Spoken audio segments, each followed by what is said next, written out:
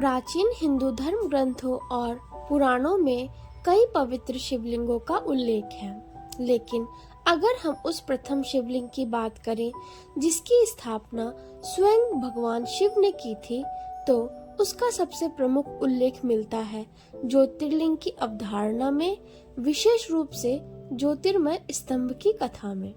यह कथा सबसे प्रमुख रूप से शिव पुराण और लिंग पुराण में वर्णित है।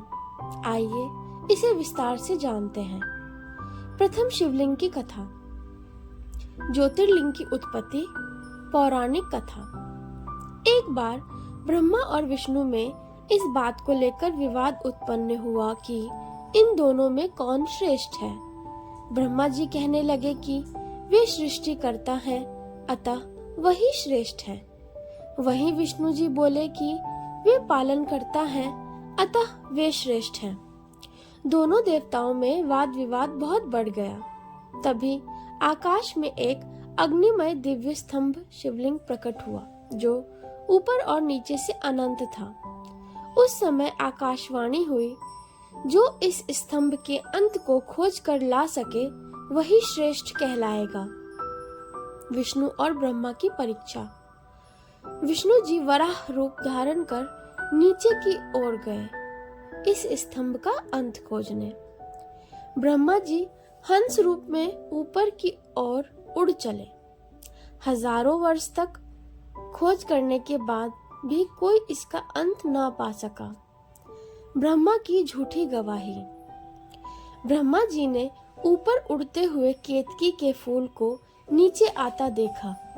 उन्होंने उससे कहा कि तू मेरे साथ जाकर गवाही दे देना कि मैंने इसे स्तंभ को अंत देखा है।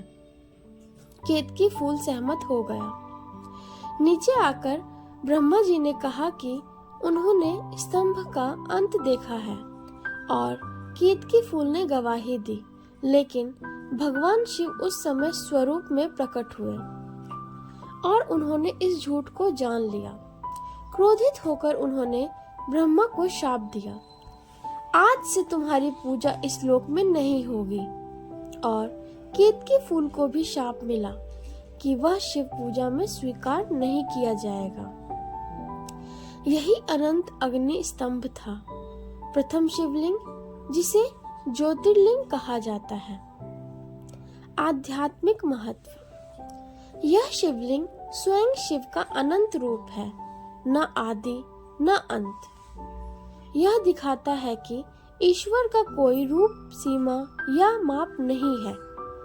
यह प्रथम शिवलिंग स्वयं भगवान शिव द्वारा प्रकट किया गया था, न कि किसी अन्य द्वारा स्थापित। कहाँ प्रकट हुआ था यह ज्योतिर्लिंग? इस शिवलिंग के प्रकट होने की घटना को आज अरुणाचल पर्वत, तमिलनाडु, भारत से जोड़ा जाता है। वहीं पर अरुणाचल ज्योतिर्लिंग अरुणाचलेश्वर मंदिर तिरुवन्नामलई स्थित है।